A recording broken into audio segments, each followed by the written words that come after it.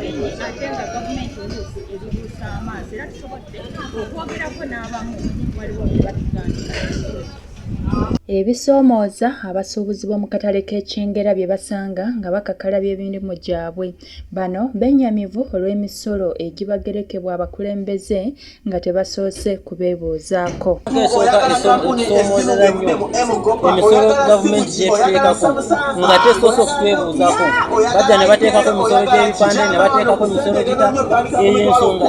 Era bano bagamba nti abasuubuzi abamu basusse okuleekaanya emizindaalo mu katale kano, ekintu kye bagamba nti kibamazeeko emirembe. Waliwo omusajja yateddeko ebizindaalo ng'alanga by'atunda ng'atuleekaanira ensonga nayo yatukoze mubi nnyo tubadde twetaaga mutuyambeko.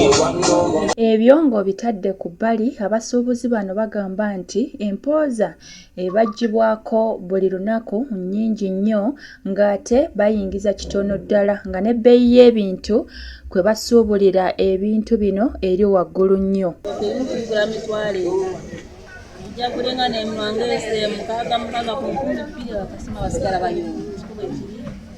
Kati awo obusigo butusanga mu kusuubula kwaffe nina akatale baagala mpooza esente ofiisi yatwala emitwalo 6 ekifo tusasula emitwalo 10 tulina kye tufunako.